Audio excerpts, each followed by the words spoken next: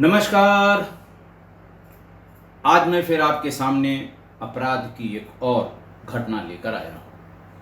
आज के अपराध की घटना बिल्कुल हालिया है, परसों की है, लखनऊ की है। और इस घटना का जिक्र मैंने कल किया था। कैसे लिव इन रिलेशन में एक लड़की फिर अपने जान से हाथ धो बैठी। लेकिन इसके पहले कि मैं आज के वाक़ये के बारे में आपको बताऊं,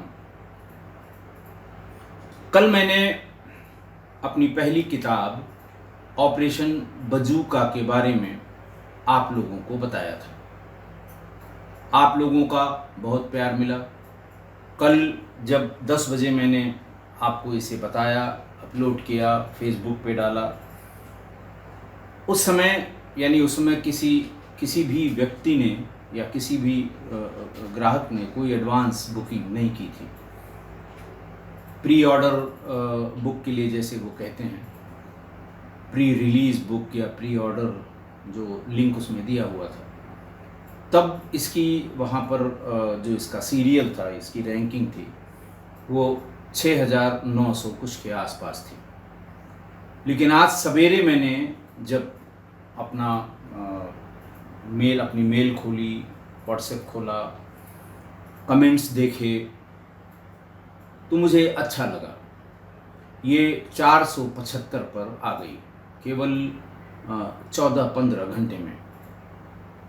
और शाम को जब मैंने देखा, 490 सवेरे आई थी और शाम को ये 475, यानी आज की इस समय अगर आप इसकी रैंकिंग देखेंगे तो ये 475 पर है। अब जाके 24 घंटे हुए हैं और थ्रिलर और सस्पेंस कैटेगरी में 9वें नंबर पर है। लेकिन अब भी कुछ कमी है। ऐसा लगता है कि हमारा जो इतना समृद्ध किस्सा गोई परिवार है, इतनी बड़ी संख्या है और रेगुलर देखने वाले लोग बहुत बड़ी संख्या में, आप कमेंट्स पे नज़र डालेंगे तो आपको ज़रूर कोई न कोई 2-1 आदमी ऐसा मिलेगा, 2-1 हमारा सुधी श्रोता ऐसा मिलेगा जो ये कहेगा कि मैं पार्ट 1 से, एपिसोड 1 से देख रहा हूँ। अगर सारे लोगों ने ही ये प्री ऑर्डर बुक कराया होता तो ये टॉप 100 में पहुंच गई होती। सारे लोग तो खैर नहीं संभव है कि जितने सब्सक्राइबर हैं सभी लोग करें, लेकिन वो सुधी श्रोता जो हर दिन कमेंट भी करते हैं, देखते भी हैं, पुराने नंबर्स याद रखते हैं कि किसी ने अगर पूछा कि ये किस नंबर में है तो इसके पहले मैं बताऊं, मेरे सुधी श्रोता उसको बता देते हैं। ऐसे ही 11 सुधी श्रोताओं ने ऑर्डर करने के बाद स्क्रीनशॉट मुझे मेल से भेजे थे और जिनके पास मेरा नंबर है उन्होंने व्हाट्सएप पर भेजे थे। अच्छा लगा। संख्या बहुत मायने नहीं करती है, लेकिन कल सुनते ही जिन लोगों ने इसका ऑर्डर किया, अच्छा लगा, मुझे भी अच्छा लगा और लगना भी चाहिए। बड़ी मेहनत के बाद 3 साल बाद जो शुरुआत किस्सा गोई की हुई थी, उसके 3 साल बाद उसके एक पार्ट पर एक किताब आई है। मैं फिर एक बार किस्सा गोई के अपने सुधी श्रोताओं से, अपने दोस्तों से, मित्रों से, परिवार के सभी सदस्यों से ये कहूँगा कि जो कल भूल गए हों कि कल कर लेंगे, जो दिमाग से जिनके उतर गया हो, वो कृपा करके आज उसको ऑर्डर कर दें। और आप खुद भी उसको चेक कर सकते हैं। जब ये रिलीज़ के पहले, यानी 12 सितंबर के पहले ये विदिन 100 हो जाएगी तो किस्सा गोई परिवार के लिए बहुत बड़ा दिन होगा, बहुत बड़ा दिन होगा वो, कि कोई बुक जो सस्पेंस और थ्रिलर की कैटेगरी में है वो टॉप 3 में हो और बुक्स की श्रेणी में, किताबों की श्रेणी में वो टॉप 100 में हो। तो मैं उम्मीद भी करता हूँ, और आपका प्यार जिस तरह 3 साल से मिलता रहा है, मैंने कभी आपसे सब्सक्राइब करने के लिए, बेल आइकॉन दबाने के लिए, लाइक करने के लिए कभी नहीं कहा, कहूँगा भी नहीं। लेकिन इसके बावजूद आपका प्यार, इसके बावजूद आपका इंटरेस्ट, मैं 10-10 दिन, 12-12 दिन अपने काम से बाहर रहा और रिपीटेड एपिसोड आपने देखे। लिटरली ये कहें कि आपने उन्हें झेला लेकिन उफ नहीं की। तो आज इतना और कर दीजिए। कोई बहुत नहीं, अब तो मैं देख रहा था अमेज़न की उस साइट पर कि अब ये शायद 290 या 99 रुपए की हो गई। 212 पेज की किताब है। और अगर आप आज ऑर्डर कर देंगे तो कल सुबह इंडेक्स में ये दिखाई देगा, और ज़रूर दिखाई देगा। और मैं तो, मेरे दिमाग में या मेरी कल्पना में ये भी है कि जब हमारे किसी पहले सुधी श्रोता को ये डिलीवर हो और वो हाथ में उस किताब को लेके एक फ़ोटो हमें भेज दे, तो मैं फ़ौरन उस दिन के किस्सा गोई में अपने उस सुधी श्रोता, अपने उस सब्सक्राइबर, अपने परिवार के उस सदस्य की हाथ में ली हुई किताब के साथ वो फ़ोटो ज़रूर मैं उसके नाम से पोस्ट करूँगा। अच्छा लगेगा। और ख़ासकर वो लोग जो हमेशा देखते भी हैं और टिप्पणी करते हैं, उन लोगों से, और ख़ासकर जो देखते भी हैं और सुधार के लिए कोई न कोई उसका क्रिटिसिज्म भी लिखते हैं। मैंने हमेशा उनका स्वागत किया है, हमेशा उनके इस एफ़र्ट्स या इन एफ़र्ट्स को, उसको अप्रिशिएट किया है। तो ऐसे लोग जब अगर ऑर्डर कर देंगे, आप जानते हैं सबको, सब टिप्पणियों से आप सब सहमत, सब लोग देखते भी हैं किसने कौन सी टिप्पणी की है। जो सबसे ज़्यादा हमारे हमसे जुड़े हुए, हमसे प्यार करने वाले, हमारी एपिसोड्स को सुनने वाले, सबसे ज़्यादा टिप्पणियाँ करने वाले, सबसे ज़्यादा गुस्सा करने वाले, सबसे ज़्यादा अगेंस्ट टिप्पणी करने वाले संजू भैया, पता नहीं उन्होंने ये ऑर्डर की कि नहीं की, लेकिन और बहुत से लोग जो हमेशा DK ओझा साहब, भावना उपाध्याय जी और तमाम लोगों ने कल ही ऑर्डर करके उसकी स्क्रीनशॉट भेजी थी। तो एक बार फिर आज का वाक़या शुरू करने के पहले मैं फिर अपने परिवार के लोगों से यही कहूँगा। आपको लग रहा होगा कि ये तो अपना एडवर्टीज़मेंट करने लगे। 3 साल तक मैंने आपसे कोई चीज़ मांगी नहीं, डिमांड नहीं की, और आपकी सारी डिमांड पूरी की। आज हमको लगता है आपका समय है, और आज का मतलब आज ही, ताकि कल सुबह हम उसे देख सकें, आप भी देख सकेंगे। तो इसलिए ये कहना मेरा ज़रूरी था, और इसीलिए मैंने आज रिपीट किया। हो सकता है अगले 1 हफ़्ते तक मैं रिपीट करूं, जब तक कि ये किताब आपके हाथ में न पहुंच जाए। और दूसरी रिक्वेस्ट ये भी कि जब आपके पास की किताब पहुंच जाए तो इसका रिव्यू ज़रूर दीजिएगा। अच्छा बुरा जो भी आपकी समझ में आता है आप लिखिएगा ज़रूर। मैं आपके बुरा लिखने के, आपके क्रिटिसिज्म का मैंने आज तक कभी बुरा नहीं माना। किसी को इस तरह की कोई रिप्लाई नहीं दी जिससे उसका दिल दुखे। आप सब गवाह हैं, हमारे जो 80-85 हज़ार सब्सक्राइबर हैं, सब इसके गवाह हैं। बहरहाल आज का वाक़या बहुत दर्दनाक है, जिसका हिंट मैंने कल दिया था। तारीख थी 17 अगस्त 2023। उत्तर प्रदेश की राजधानी लखनऊ, सुशांत गोल्ड सिटी, नया डेवलप किया हुआ गोमती नगर के पास का इलाका, जो आज की तारीख में सबसे पॉश लोकेलिटी माना जाता है। बड़ी बड़ी अट्टालिकाएँ, सिक्योरिटी के अच्छे प्रबंध, सब चीज़ें बहुत अच्छा हैं। जैसे बाकी किसी मेट्रो शहर में देखने को मिलते हैं, वैसा सेटअप उधर का हो गया है। तो वहाँ पर फ्लैट नंबर 203 में, या 203 से, पैराडाइज क्रिस्टल अपार्टमेंट है इसका, सुशांत गोल्ड सिटी का। वहाँ से एक महिला गीता सिंह ने फ़ोन किया। फ़ोन करके उन्होंने, गीता गुप्ता ने फ़ोन किया, कंट्रोल रूम को भी किया और थाना सुशांत गोल्ड सिटी को भी किया, कि मेरी बेटी रिया गुप्ता की किसी ने उसके फ्लैट में हत्या कर दी है। अजीत श्रीवास्तव इंस्पेक्टर थे, अपने पूरा ताम झाम लेके वो फौरन बिना देर किए हुए मौके पर पहुंचे। फॉरेंसिक की टीम पहुंची, डॉग स्क्वाड पहुंचा, और सर्विलांस की पूरी टीम वहां पर क्राइम ब्रांच से पहुंच गई। माँ ने तुरंत बताया कि इसके साथ ऋषभ नाम का एक लड़का रहता था। माँ ने तो ये एडमिट नहीं किया कि वो लिव इन में था, वो ये कहती थी कि उससे दोस्ती थी, वो आया जाया करता था इस फ्लैट में। और चूंकि वो फ्लैट में नहीं है, इसलिए मुझे पूरी शंका है कि उसी ने ये किया होगा। ऋषभ का नंबर तुरंत मिल गया, तुरंत ही रिया गुप्ता का भी नंबर मिल गया। ऋषभ का नंबर चल रहा था, बंद नहीं हुआ था। लोकेशन क्राइम ब्रांच ने देखी तो उसी अपार्टमेंट में, उसी टावर में कहीं इधर उधर घूम रहा था। फौरन उसको चारों तरफ से बंद करके और ढूंढा गया। 1 घंटे में ऋषभ भी मिल गया। पत्रकारों की भीड़ जमा हो गई। सारे जितने मीडिया के चैनल्स हैं वो भी इकट्ठा हो गए। प्रिंट मीडिया के लोग भी वहां पहुंच गए। सनसनीखेज घटना थी। फ्लैट वालों ने ये बताया कि पिछले 6 महीने 8 महीने से ये दोनों एक साथ इसी फ्लैट में रह रहे हैं। लिव इन रिलेशन जिसको कहते हैं, लिव इन रिलेशन में रह रहे हैं दोनों। गोली की आवाज किसी ने नहीं सुनी। पंचनामा लेते समय 2 गोलियों के लगने का पता लगा, एक सिर में और एक दिल में।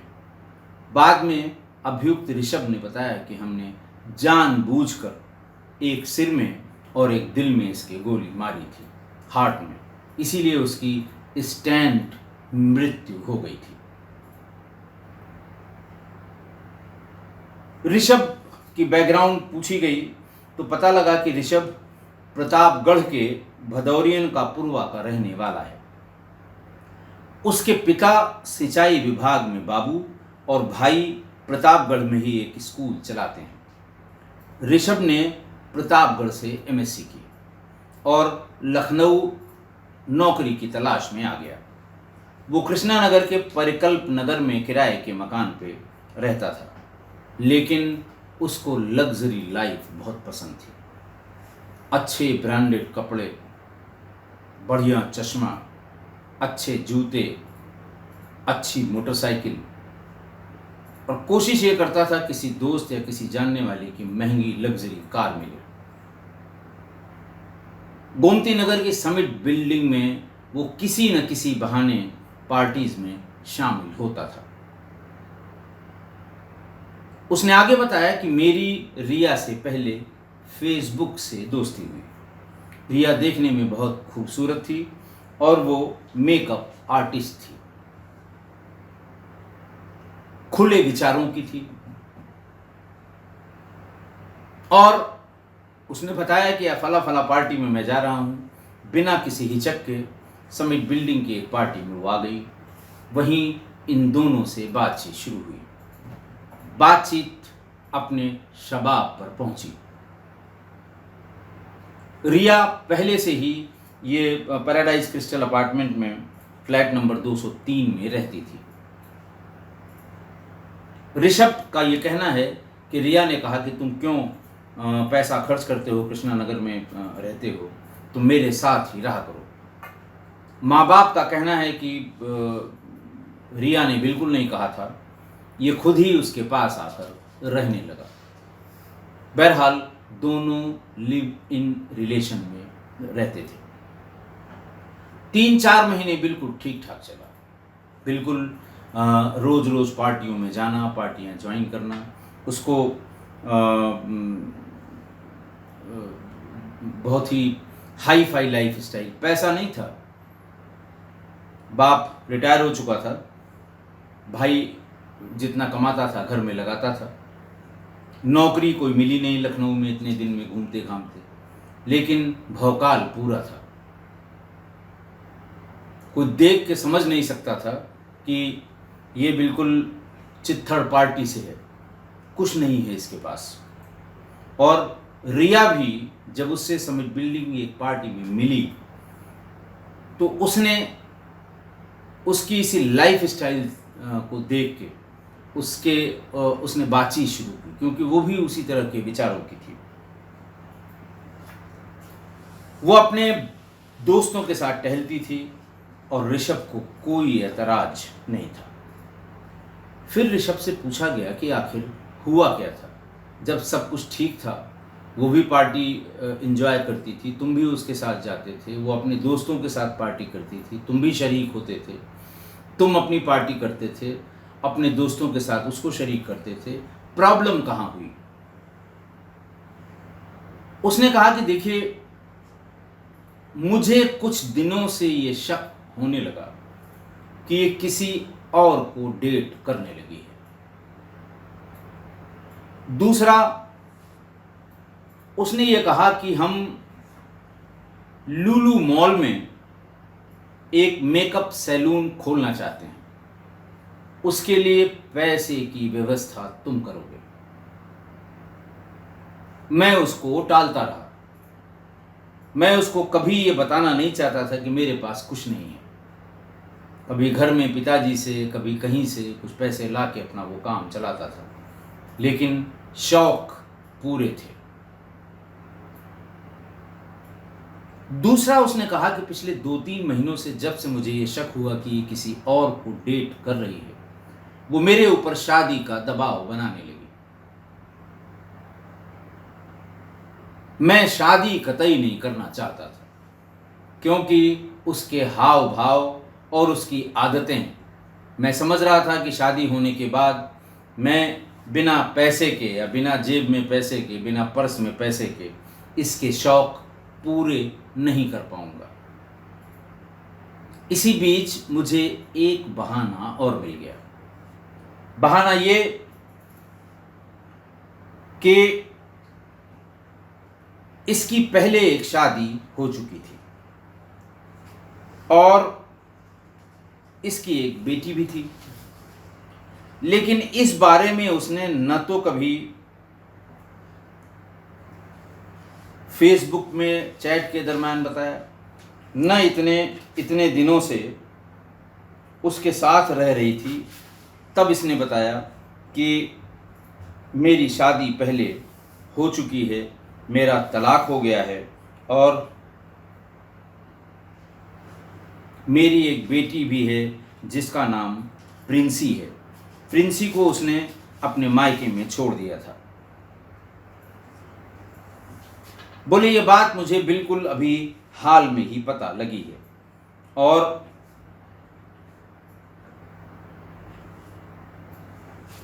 मैंने जब इससे पूछा तो इसने कहा कि ये तुम्हारा काम था पता करना, मैं क्यों बताती, और जब मैंने तलाक ले लिया है तो फिर मेरा कोई नहीं रह गया। बच्ची हमारी मेरे माँ के पास रहती है और इसलिए बताने का कोई तुक नहीं उठता है।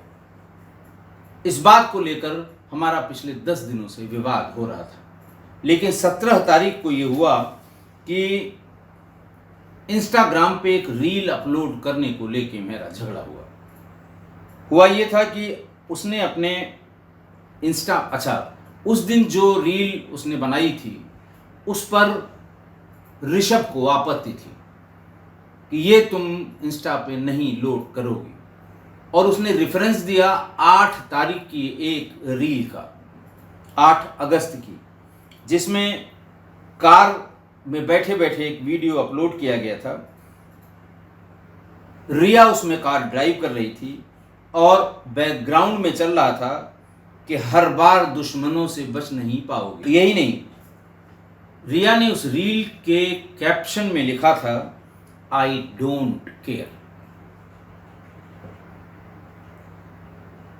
मैंने उससे ये पूछा उस दिन कि ये तुमने किसके लिए लिखा था।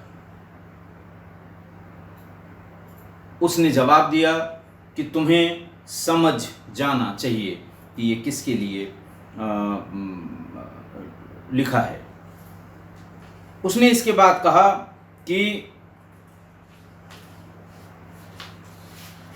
मुझको वो धमकाने लगी कि अगर तुम इस तरह की बात करोगे तो मैं तुम्हें गोली मार दूंगी। जो पिस्टल बरामद हुई जिससे गोली चली है, उसके लिए भी ऋषभ ने ये बताया कि ये पिस्टल रिया की है।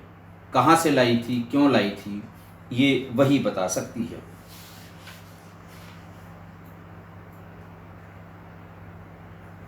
ऋषभ ने बताया कि जब उसने कहा और उसने पिस्टल निकाल ली, उसने कहा देखो ज्यादा ड्रामा करोगे तो या मैं तुम्हें गोली मार दूंगी या खुद को गोली मार लूंगी, इसलिए पुरानी बातों की बात मत करो, तुम मुझे ये बताओ कि तुम्हारी कितनी लड़कियों से संबंध है।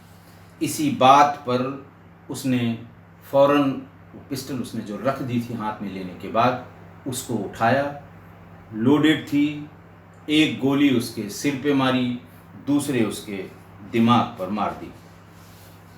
ये इनका अच्छा, दूसरी बात ये जो इंस्पेक्टर अतुल श्रीवास्तव हैं उन्होंने ये बताया कि पूरा परिवार इसका, जिसके परिवार में 20 सदस्य हैं, इन सबको वैष्णो देवी जाना था 18 तारीख को। टिकट पहले सभी का 17 तारीख को हुआ था, लेकिन रिया की ही रिक्वेस्ट पे वो 18 किया गया था। अगर वो 17 को जाने के लिए 17 का टिकट होता तो शायद उसकी जान बच जाती।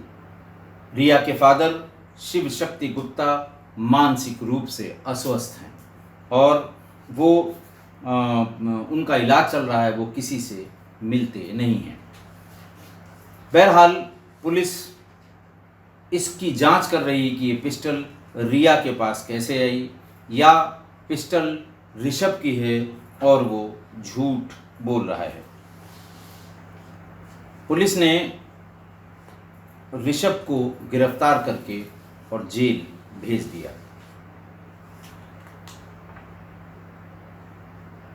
आज की घटना देखिए, आज फिर एक लड़की लिव इन रिलेशन के संबंधों की भेंट चढ़ गई। लिव इन रिलेशन पर मैंने एक पूरी सीरीज आपको सुनाई है, अलग अलग घटनाओं की। कम से कम 20 घटनाएं एक साथ लिव इन पे मैंने आपको बताई हैं, उनके कारण पे, उनके तमाम बातों पे, लीगल पोजीशन पे, इन सब पे बताया है, नफ़ा नुकसान पे। और हर बार ये बताया है कि 95% लड़कियां जो लिव इन रिलेशन में रहती थीं वो मारी गई। 95%, केवल 5% लड़के शायद मारे गए हों, लेकिन जितनी घटनाओं की मुझे जानकारी है, जितना मैंने बताया, उनमें 95% लड़कियां ही मारी गईं। और इनमें से ज़्यादातर वो बेचारी मारी गईं जिन्होंने लिव इन रिलेशन को थोड़ा लंबा खींच दिया। 8 महीने, 10 महीने, साल भर, 2 साल वो जान से चली गईं। अब सवाल ये है कि अंजाम सब लोग जानते हैं, लड़के हों या लड़कियां हों। खबरें पढ़ते हैं, टीवी में देखते हैं, मान लिया अखबार और टीवी में खबर नहीं पढ़ते हैं तो सोशल मीडिया सब कुछ बताता है आपको। उस दिन की खबरों में जरूर बताएगा साहब लिव इन रिलेशन में फलां की हत्या हुई। लेकिन पता नहीं ये क्या हो गया है लिव इन में रहने वाली लड़कियों और महिलाओं को कि रोज मरता हुआ देख रही हैं, बोटी बोटी कटता हुआ देख रही हैं, मारने के बाद फ्रीजर में जमते हुए देख रही हैं, बोटियां काट के कुकर में उबाल के कुत्तों को खिलाते हुए देख रही हैं। इससे जघन्य कुछ नहीं हो सकता।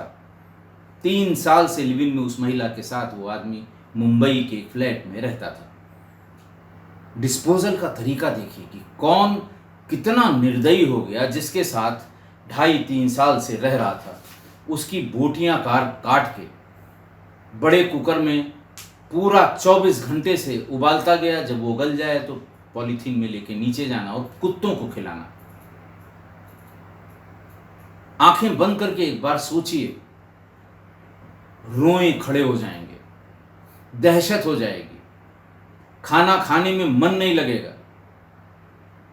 खाना खाते समय निवाला मुंह में डालते समय वही याद आएगा, कुकर में उबाली हुई उस लड़की के टुकड़े। मारी गई। कसूर कि वो लिव इन में रहती थी। अब कारण बहुत से हो सकते हैं। सब जितनी घटनाएं मैंने आपको बताई हैं, कुछ में लड़कियों का लालच या महिलाओं का लालच उनकी जान ले बैठा। ये भी दिला दो, वो भी दिला दो, ये मंगा दो, वहाँ घुमा दो। और जब सामने वाले की औकात से बाहर चीज़ें होने लगती हैं तो वो पीछा छुड़ाने का मन बनाने लगता है। और जब धमकाया जाता है कि खबरदार, छोड़ के गए तो मैं ये कर दूंगी, वो कर दूंगी, मुकदमा लिखवा दूंगी, जेल भिजवा दूंगी, तो फिर क्या चारा रह जाता होगा।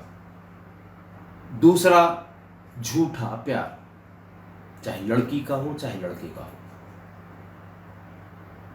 लड़की के झूठे प्यार में लड़का गुमराह हुआ और लड़के के झूठे दिखावे प्यार में लड़की गुमराह हुई, लेकिन दोनों साथ साथ गुमराह होते चले गए। ये भी एक बहुत बड़ा कारण है लिव इन में लड़कियों के मारे जाने का। तीसरा, दिखावा, साथ साथ घूमना। लिव इन रिलेशन में कभी लड़का लड़की चुपचाप एक फ्लैट में उन्होंने जीवन नहीं बिताया कि लड़की को छुपा के रखा हो कि किसी को पता नहीं लगे। खुलेआम घूमना, सैर करना, पिकनिक पे जाना, रेस्टोरेंट में खाना, और ताकि लोग जो जानने वाले हैं वो देखें कि बड़ा अच्छा पेयर है भाई। ये झूठा दिखावा। और धमकी किसी तरफ से दी गई हो, लड़के की तरफ से या लड़की की तरफ से। लड़की की तरफ की धमकियां बड़ी कॉमन, जेल भिजवा दूंगी, किसी को नहीं छोड़ूंगी, कानून बहुत खराब है, ये धमकी। और लड़के की तरफ से वीडियो वायरल कर दूंगा, ये रखे हुए हूँ, वो रखे हुए हूँ, लोगों को बता दूंगा। ये दोनों धमकियां दोनों तरफ से चलती हैं। पर लड़कियां हमेशा ये भूल जाती हैं कि सामने वाले के पास भी उतना ही दिमाग है जितना उनके पास है। यही हमेशा भूल हुई। आप किसी घटना को देख लीजिए, जितनी घटनाएं मैंने आपको बताई हैं, ये गलत फहमी पाल लेती हैं कि कहां जाएगा, जो कहूंगी वो करेगा, जाएगा कहां। बेवकूफ है। ये एक पता नहीं मूवीज को देख के, पता नहीं सीरियल्स को देख के, पता नहीं इस तरह का साहित्य पढ़ के क्यों ये दिमाग में ऐसा एक नोशन उन्होंने बना रखा है कि जाएगा कहां ये।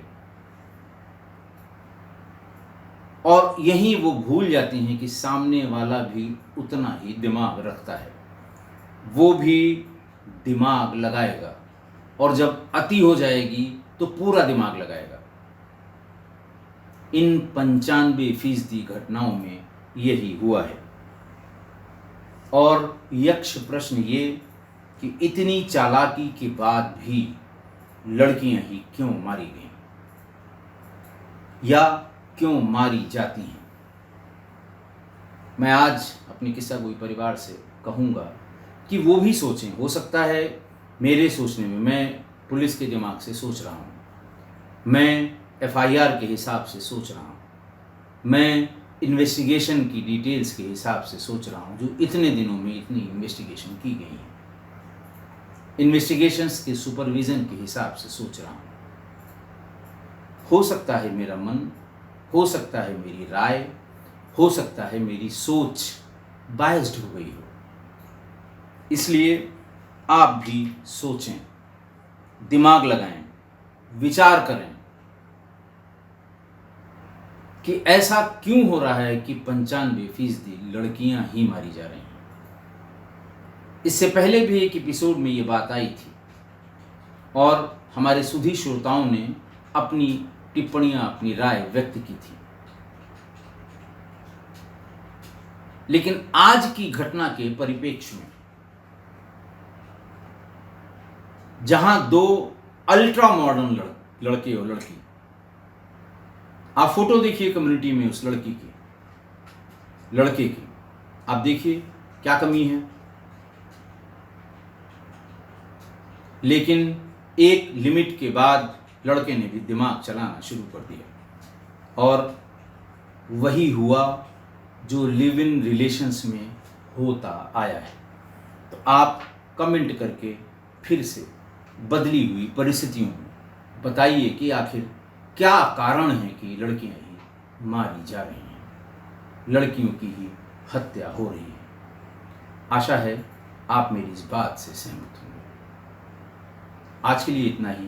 बहुत बहुत धन्यवाद।